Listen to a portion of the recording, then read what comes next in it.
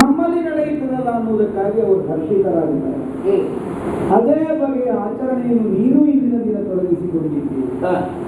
ಅಲ್ಲದೆ ಇದ್ರೆ ನಾಳೆಯ ದಿನ ಆಗುವುದು ರಾಮಚಂದ್ರನಿಗೆ ಪಟ್ಟಾಭಿಷೇಕ. ಅದಾದ್ರೆ ಏನಾಗುತ್ತದೆ, ಅದರ ಪರಿಣಾಮ ಏನು, ಇದಾವುದನ್ನು ಯೋಚಿಸುವ ಗೊಡವೆಗೂ ಹೋಗದೆ ಎಷ್ಟು ಸುಲಭದಲ್ಲಿ ಕಂದ ರಾಮಚಂದ್ರನ ಆನಂದವನ್ನು ನೋಡುವ ಈಗ ನಾನಾದ್ರೂ ಹಾಗೆ ಹೇಳಿದ್ರೆ ನಡೆದೀತು. ಯಾಕೆಂದ್ರೆ ನನಗೆ ನಾನೇ ಹೆತ್ತ ಮಕ್ಕಳು ಅಂತ ಇಲ್ಲ, ಹಾಗಾಗಿ ಊರವರ ಮಕ್ಕಳೆಲ್ಲ ನನ್ನ ಮಕ್ಕಳು ಹಾಗೆ ಹೇಳ್ಬೋದು. ನಾನು ನನಗೆ ನನ್ನದು ಅಂತ ಮಕ್ಕಳೇ ಇಲ್ಲದೆ ಇರುವಾಗ ಇನ್ನೊಬ್ಬರ ಮಕ್ಕಳನ್ನಾದ್ರೂ ನನ್ನ ಮಕ್ಕಳು ಅಂತ ಹೇಳಿದ್ರೆ ತಪ್ಪಲ್ಲ. ಆದ್ರೆ ಸಮಷ್ಟಿ ಚಿಂತನೆಯಿಂದ ಸರಿ ನೀನು ಹೇಳಿ ದಶರಥೇಂದ್ರನ ಸತಿ ನೀನು, ಆದ್ದರಿಂದ ದಶರಥನ ಮಕ್ಕಳೆಲ್ಲ ನಿನಗೂ ಮಕ್ಕಳು. ಆದರೆ ವೈಯಕ್ತಿಕವಾಗಿ ಯೋಚನೆ ಮಾಡಿದ್ರೆ ರಾಮಚಂದ್ರನ ನಿನ್ನ ಮಗ ಅದೇ ನಾವು ನಿನ್ನ ಮಗ ಮತ್ತೆ ಬರತ್ತಲ್ವಾ, ಮತ್ತೆ ಭರತ ನಿನಗೆ ಮಗ. ಈಗ ದಶರಥನಿಗೆ ನೀನು ಸತಿಯಾದದ್ದರಿಂದ ರಾಮಚಂದ್ರ ನಿನಗೆ ಮಗ ಅಲ್ಲ, ಇದ್ರ ರಾಮಚಂದ್ರ ನಿನಗೆ ಸಂಬಂಧ ಇರ್ತದೆ ಏನಿಲ್ಲ. 4 ಮಕ್ಕಳನ್ನು 3 ತಮ್ಮ ಮಕ್ಕಳು ಅಂತಲೇ ಭಾವಿಸಿದ್ದೀರಿ. ಹೌದಲ್ಲ, ಹಾಗೆ ಭಾವಿಸಿದ್ದೀರಿ. ಆ ಭಾವನೆಯನ್ನು ಬಿಟ್ಟರೆ ಬೇರೆ ಸಂಬಂಧ ಇಲ್ಲ ಅಲ್ಲ. ಈಗ ಆ ಭಾವನೆಯ ಮೇಲಿಂದ ನೀನು ಹೇಳು, ಈಗ ಆ ಭಾವನೆಗೆ ಏಟು ಬೀಳುವಾಗಿದ್ದ ಸ್ಥಿತಿ ಆದ್ರೆ ಈ ಸಂಬಂಧವು ಕಡಿದು ಹೋಗ್ತದೋ ಇಲ್ವೋ? ಏಟು ಬಿದ್ರಲ್ಲ. ಹೌದೌದೌದು, ಏಟು ಬೀಳ್ತದೆ. ಆಲೋಚನೆ ಮಾಡು, ಏನಾಗುತ್ತದೆ ರಾಮಚಂದ್ರ ಮನೆಗೆ ಇಲ್ಲಿ ಅಭಿಷೇಕನ ನಡೆದು ಹೋದ್ರೆ ನಾಳೆಯ ದಿನ ಅವ ಮಹಾರಾಜನಾಗಿ ಸ್ಥಾಪಿತನಾಗುತ್ತಾನೆ. ಸರಿ, ಮಹಾರಾಣಿಯಾದ ನಾಳೆಗೆ ಅವನ ಹೆಂಡತಿ ಆ ಜಾನಕಿ ಹಬ್ಬ ಅವಳಿಗೊಂದು ಬಂದ ಯೋಗವೇ ಏನು ನನಗೆ ಅದು ಕಾಣ. ಯಾರವರು? ಯಾರು? ರಾಮನ ಹೆಂಡತಿ. ಹೌದು ಅಲ್ವ? ಹೌದು. ಈಗ ರಾಮನ ಹೆಂಡತಿ ಆದದ್ದರಿಂದ ನೋಡ ನಾಳೆ ಅಯೋಧ್ಯೆಯಲ್ಲಿ ಎಷ್ಟು ದೊಡ್ಡ ಪಟ್ಟ ಸಿಗ್ತದೆ ಅವಳಿಗೆ. ಇವ ಮಹಾರಾಜನಾಗ ಅವಳು ಮಹಾರಾಣಿಯಾಗಿ ಲೋಕದಲ್ಲಿ ಗುರುತಿಸಲ್ಪಡ್ತಾಳೆ. ಎಲ್ಲ ಕಡೆಯೂ ಹಾಗೆ ಅಲ್ವಾ? ನೀನೀಗ ನನ್ನ ಸಖಿಯಾದ ಕಾರಣ ನಿನಗೆ ಅರಮನೆಯಲ್ಲಿ ಯೋಗ ಸಿಕ್ಕಿದ್ದು. ಹೌದು, ಇಲ್ಲದಿದ್ರೆ ಸಿಗ್ತದೆ. ಹೌದಪ್ಪ, ಅದು ಈ ಅರಮನೆಗೆ ನೀನು ಬಂದ ಕಾರಣ. ಈಗ ನೀನು ಮತ್ತೊಂದು ಅರಮನೆ ಬಂದ ಆ ಅರಮನೆಯಲ್ಲಿ ಸಿಗ್ತೀವಿ. ಅಂತೂ ಅರಮನೆಯ ಯೋಗ ಸಿಕ್ಕಿದ್ದು ನಿನಗೆ ನನ್ನ ಸಖಿಯಾದ ಕಾರಣ. ಹೌದಪ್ಪ, ಅದೀಗ ನಿನ್ನನ್ನು ಸಾಕಿ ಸಲಹಿದವಳಾದ್ದರಿಂದಲೂ ನನಗೂ ಅರ್ಹತೆ ಬಂದದ್ದು. ಹೌದು, ಇಲ್ಲದಿದ್ದರೆ ನಿನಗೆ ಸಂಖ್ಯೆ ಬೇರೆ ಇರಲಿಲ್ಲ. ನನ್ನ ಅಪ್ಪ ಅನಾಥನಾಗಿ ಬಿಟ್ಟ ಎಲ್ಲೋ ಕಂಡ ನಿನ್ನ ನೆತ್ತಿಕೊಂಡು ಬಂದದ್ರಿಂದಲ್ವ? ಹೌದು, ಮಾತ್ರ ಅಲ್ಲ, ಈಗ ಅನಾಥರು ಅಲ್ಲದೇ ಹೋದ್ರು ಈಗ ಚಾಕರಿಯಾಗಿ ದುಡಿಯೋರು ಬೇಕೆ ದೇಶದಲ್ಲಿ ಬಹಳ ಮಂದಿಗಳಿರಲಿಲ್ಲ.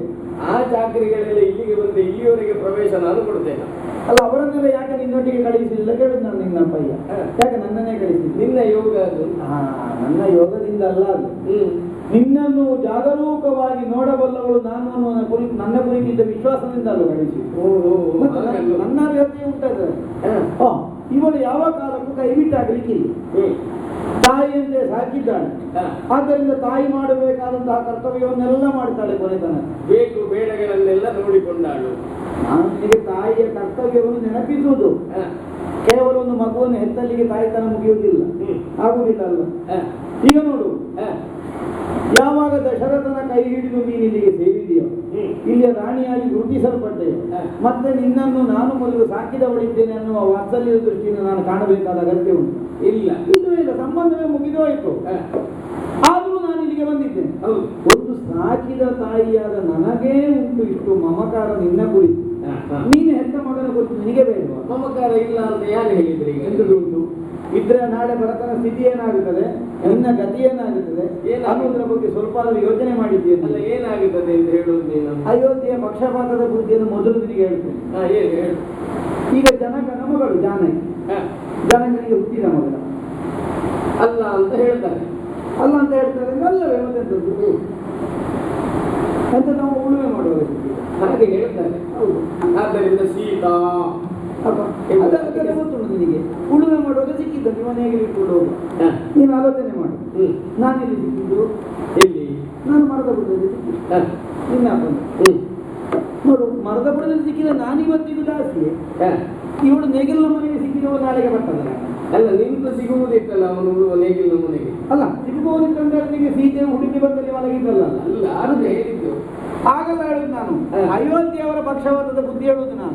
ಏನು? ಅಯೋಧ್ಯೆಯವರ ಅನಾಥರನ್ನೆಲ್ಲ ಅಷ್ಟು ಎತ್ತರಕ್ಕೆ ಏರಿಸುವವರು ಹೌದು ಅಂತ ಆದರೆ ಈಗ ನನ್ನನ್ನು ರಾಣಿ ಮಾಡಬಹುದು ಅಲ್ಲ ಹೇಳಿದ್ದು ನಾನು. ರಾಣಿ ಮಾಡುವುದೇ ರಾಜ ಯಾರನ್ನು ಈಗ ಇಷ್ಟೆಲ್ಲ ಮದುವೆ ಅಲ್ಲ ಹೇಳಿದ್ದು ನಾನು. ಸರಿ, ಇಷ್ಟೆಲ್ಲ ಮದುವೆ ಆಗ್ಬೋದಂತೆ ಅವ್ರಿಗೆ 500ರಿಂದ ಮೇಲೆ ಉಂಟಂತೆ. ನಾನೊಂದು ಹೆಚ್ಚಾಗ್ತದೆ ಯಾರಿಗೆ ಸುಮ್ಮನೆ ಯಾರಿಗೆ ಹೇಳುವುದು? ಅಮ್ಮನಿಗೆ ದಶರಥನಿಗೆ ಆಗ್ಬೋದಿತ್ತು. ನನಗೆ ಮುದುಕ ಅಂತ ಹೇಳಬೇಡ. ಅವರೇ ಹೇಳಿದ್ದು ನೀನು ನನ್ನಲ್ಲಿ ಹೇಳಬೇಕು. ಅಲ್ಲ ಇರ್ಲಿ, ಅವರೇ ಅಲ್ವ ನಾನು ಮುದುಕಾದೆ ಅಂತ ಹೇಳಿದ್ರು. ಅವರೇ ಯಾವಾಗ ತಾನು ಮುದುಕಾದೆ ಅಂತ ಹೇಳ್ತಾರೆ ಮತ್ತೆ ಊರಿನವರಿಗೆ ಹೇಳುವುದಕ್ಕೆ? ಊರಿನವರು ಹೇಳುವುದು, ನನ್ನಲ್ಲಿ ಒಂದೇ ಹೇಳುವಾಗ ನೀನು ಬೇರೆ ಎಲ್ಲ ಹೇಳು. ನೀನು ಮದುವೆ ಆಗುವ ಕಾಲಕ್ಕೆ ಅವರು ಮುದುಕ ಆಗಿದ್ದಾರೆ. ನಿನಗದು ಗೊತ್ತಾಗಿದೆ ಇಲ್ಲ ನನಗೆ ಗೊತ್ತಿಲ್ಲ. ನಮಗದು ಗೊತ್ತುಂಟು. ಮುದುಕನಿಗೆ ನಿನ್ನನ್ನು ಕೊಡ್ತಾ ಇರೋದು. ಅದಕ್ಕೆಲ್ಲ ನನ್ನನ್ನು ಒಟ್ಟಿಗೆ ಕಳುಹಿಸಿ ನಿನ್ನ ರಕ್ಷಣೆಗೆ. ಕೈಗ ನೀನು ಹೆಂದಂತಹ ಮಗ ಭರತನಿಗೆ ನಾಳೆ ಏನು ಸ್ಥಿತಿ ಆಗುತ್ತದೆ, ಏನಾಗುತ್ತದೆ, ಇಲ್ಲಿ ನಿನ್ನ ಗತಿ ಏನಾಗುತ್ತದೆ ಯೋಚನೆ ಮಾಡು. ಸೀತೆ ರಾಣಿ ಆಗ್ತಾ? ಸೀತೆ ರಾಣಿ ಅಂತ. ದಶರಥನಿಗೆ 3 ಮಂದಿ ಪತ್ನಿಯರಿದ್ರು. ಹಿರಿಯವಳಾದ ನಿನ್ನಲ್ಲಿ ಹೆಚ್ಚಿನ ಪ್ರೀತಿಯನ್ನು ಈ ತನಕ ತೋರಿಸುತ್ತಾ ಬಂದರು. ಇಲ್ಲಿಗೆ ಬರುವವರು ಯಾವಾಗ ಅಲ್ವಾ? ಈಗ ಎಂದ್ರು ಈಗ ಹೇಳ್ತೀರಿ ನಾವು ಅಕ್ಕ ತಂಗಿಯರನ್ನುವಂತಹ ವ್ಯಕ್ತಿಗಳು ಯಾವ ಭೇದ ಭಾವ ನಮ್ಮಲ್ಲಿ ಇಲ್ಲ, ಸವತಿ ಮತ್ಸರ ಬರಲಿಲ್ಲ, ಎಲ್ಲ ಹೇಳಿಕೊಳ್ಳುವುದು ಮಾತ್ರ. ಇಷ್ಟರವರೆಗೆ ಯಾಕೆ ತೋರಿಸಲಿಲ್ಲ, ನಿನಗೆ ಬರಲಿಲ್ಲ ನಿಜವಾಗಿ. ಆದ್ರೆ ಅವರಿಗೂ ನಿನ್ನಷ್ಟು ಒಳ್ಳೆ ಮನಸ್ಸಿನವರಲ್ಲ. ಕೌಶಲ್ಯ ಸುನೀತ ಇದ್ದಾರೆ. ಹೌದಾ? ನಿನ್ನಲ್ಲಿದ್ದ ಒಳ್ಳೆ ಮನಸ್ಸಿನವರಲ್ಲ. ಅವರು ಸಂದರ್ಭ ನೋಡಿ ಈಗ ಇದನ್ನು ಮೊದಲನದನ್ನೆಲ್ಲ ತೀರಿಸಲಿಕ್ಕೆ ಹೊರಡ್ತಾರೆ. ನೋಡಿ, ನಾಳೆ ನಿನ್ನ ದಶರಥನ ಕೈಯಿಂದ ಅಧಿಕಾರ ಹೋದ್ರೆ ಸಾಕು, ರಾಮನಿಗೆ ಅಧಿಕಾರ ಬಂದ್ರೆ ಸಾಕು, ನಿನಗೇನಾಗ್ತದೆ ಇಲ್ಲಿ ಬಟ್ಟ? ಏನಾಗ್ತದೆ? ನಿನಗೆ ಯಾವ ಅಧಿಕಾರವೂ ಇಲ್ಲ. ಉಂಟ ಮಹಾರಾಣಿಯ ಕೇಳಿರಲ್ಲ. ದಶರಥ ಸಾರ್ವಭೌಮನಿಗೆ ಅಧಿಕಾರ ಇಲ್ಲ, ಮಗನಿಗೆ ಬಿಟ್ಟು ಕೊಟ್ಟಾಗಿದೆ. ಹಾಗಿದ್ರೆ ನಿನಗೆಂತದ್ದು? ಪಟ್ಟದ ರಾಣಿಯೋ? ಪಟ್ಟದ ರಾಣಿ ಜಾನಕಿ. ರಾಜ ಮಾತೆಯೋ? ಕೌಸಲ್ಯ. ಯಾಕೆಂದ್ರೆ ರಾಮನಿಗಲ್ಲ ಪಟ್ಟಾಭಿಷೇಕ. ರಾಜ ಮಾತೆಯಿಂದ ನಾಳೆ ಊರಿನಲ್ಲಿ ಮರ್ಯಾದೆ ಸಿಕ್ಕುವುದೆಲ್ಲ ಅವಳಿಗೆ. ನಿನಗೆಂತದ್ದು? ಎಂತದ್ದು? ನೀನು ನಾನು ಒಂದೇ. ನಾಳೆ ಇಲ್ಲಿ ನನ್ನ ಕೆಲಸ ಸ್ವಲ್ಪ ದೂರ ಆಗಿದೆ. ನಾನು ಈಚೆ ಬದಿಗೆ ಬಿಡಿಸು, ನೀನು ಆಚೆ ಬದಿಗೆ ಬಿಡಿಸು, ಬೇರೆ ಪ್ರಶ್ನೆ ಇಲ್ಲ.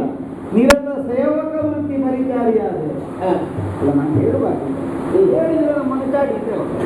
ಹೇಳದೇ ಇದ್ರೆ ನಿನಗೆ ಹೀಗಾಗಿ ಹೋಗ್ತದಲ್ಲ ಅನ್ನುವುದಕ್ಕಾಗಿ ನಾನು ಹೇಳಿದ್ದೆ. ಹೌದಲ್ಲ, ನೀನೇ ಯೋಚನೆ ಮಾಡು.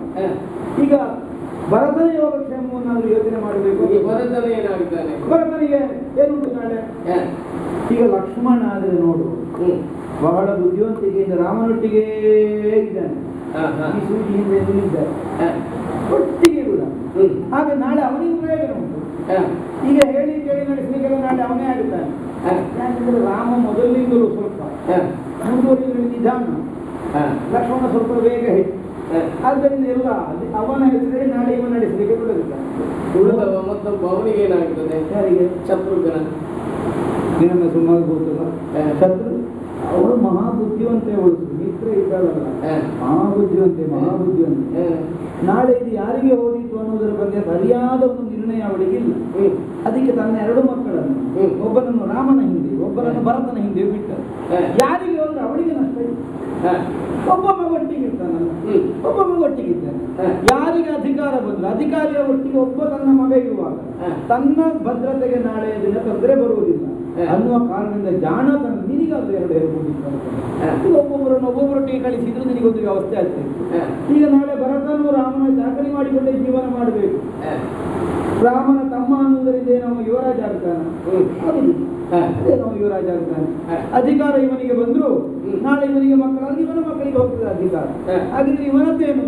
ತಾಯಿಯವರಿಗೆ ಅವನ ಚಾಕರಿ ಮಾಡಿಕೊಂಡಿದ್ದ ಅಯೋಧ್ಯೆ ಉಂಟು. ಅಲ್ಲದಿದ್ರೆ ಯಾರ ಕೈ ಒಳ್ಳೆದು ಯಾರ ಬಾಯಿ ಒಳ್ಳೆದು ಅಂತ ಹೊಟ್ಟೆ ತುಂಬಿಸಿಕೊಳ್ಳಿಕ್ಕೆ ಅಲ್ಲಿ ಹೋಗಬೇಕು. ತಾನು ಅಯೋಧ್ಯೆಯಲ್ಲಿ ಹುಟ್ಟಿದ ಮಗ ಅಂತ ಹೇಳಿಕೊಂಡು ಮಗನ ಯೋಗಕ್ಷೇಮವನ್ನು ನೋಡುವುದು ಬಿಟ್ಟು ಕಂದ ರಾಮಚಂದ್ರನ ಆನಂದವ ನೋಡುವ ನಾಳೆ ಯೋಗ ಬೇಕು. ಏನು ಹೇಳಬೇಕು ನಿನ್ನ ಈ ಮೌಢ್ಯಕ್ಕೆ?